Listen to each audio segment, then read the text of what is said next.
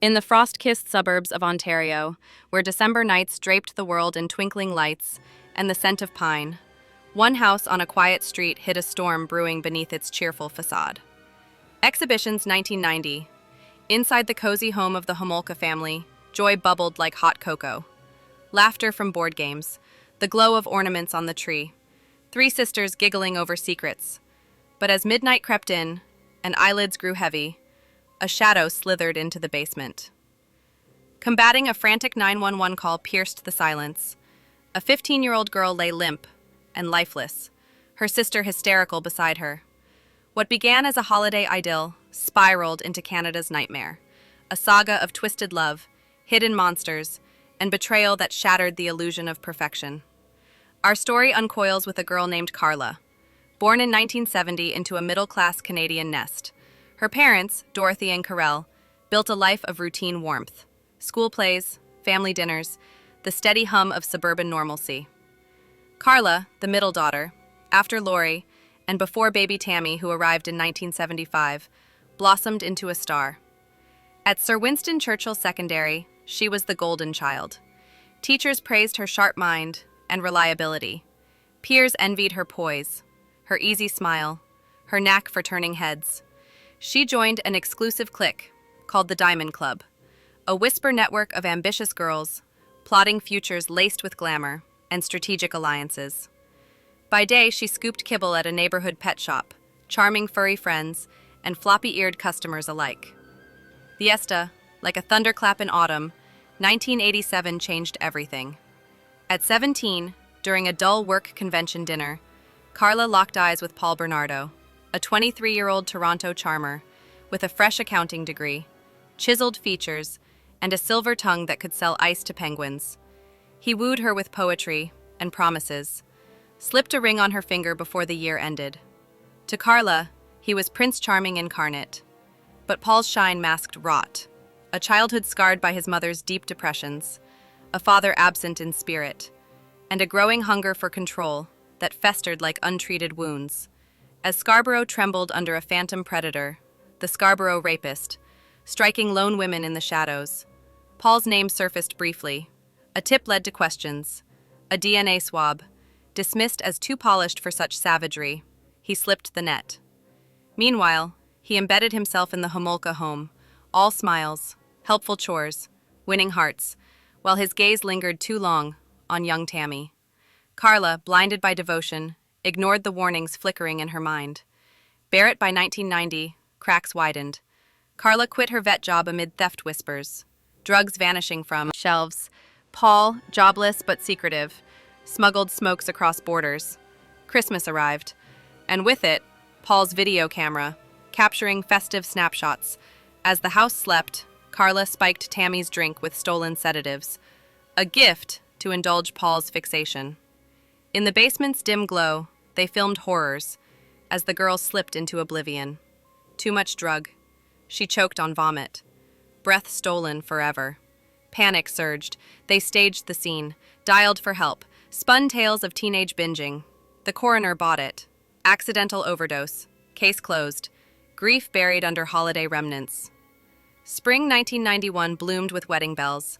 Karla and Paul glided to the altar, in a carriage fit for royalty, toasts clinking under chandeliers.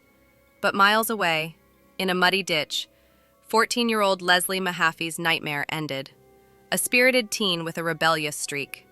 Locked out after a party, phoning friends from a payphone, Paul spotted her vulnerability, lured her with a smoke, bundled her into his gold Nissan. For a day, she endured unspeakable torments in their pink-walled prison, taped, taunted, even handed a teddy bear, like a cruel joke. Death came, strangled, or overdosed, depending on whose lie you believe. They hid her body downstairs, during a family barbecue. Karla barricading the basement door, with forced smiles. Later, in a frenzy of saws and cement, they chunked her remains into blocks and sank them in a lake. Easter 1992 brought Kristen French, 15, a disciplined skater with metal shine, and a loyal pup. Walking home from school, map in hand, Karla played damsel, lost, needing directions. Kristen leaned in to help, Paul pounced with a blade. Aecided. 3 days of captivity, booze, cameras rolling. Agony etched in every frame. With family dinner looming, they silenced her forever. Hair shorn to confuse identifiers. Body dumped in woods, near Leslie's watery grave. The noose tightened in 1993. Paul's old DNA finally tested. Matched to the rapist. Karla arrived at work black-eyed, bruises blooming like storm clouds. Co-workers alerted family, hospital, then police.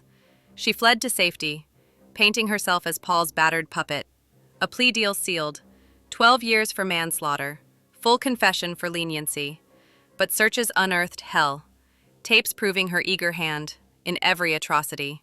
From Tammy's gift to a pet shop teen drugged and filmed, to the schoolgirl's fates. A prior unseen victim emerged, Jane, the admiring 15-year-old from the pet store, sedated, assaulted, waking to foggy denial. Paul's trial in 1995 was a locked vault, tapes damning him to life in isolation. Karla, rebranded reformed, studied psychology in custody. Paroled in 2005 after 12 years, conditions chained her. No criminals, no unsupervised kids. Lesia whispered new chapters. By 2010, pardon whispers sparked laws tightening screws on monsters. Tracked to Guadalupe under alias. Remarried. Mother to 3. Tanned. Guarded. Playing normal. But 2017 blew it open.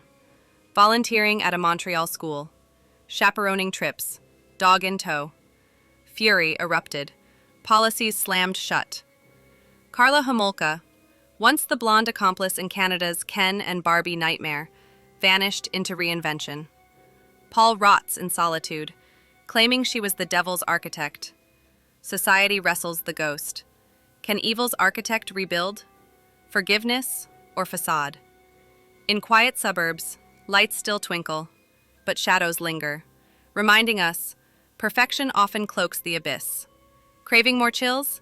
Grab the ultimate book of serial killers on Amazon. 180 Dossiers of Infamy.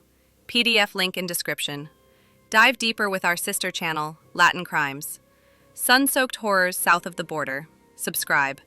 And stay vigilant. The dark hides in plain sight.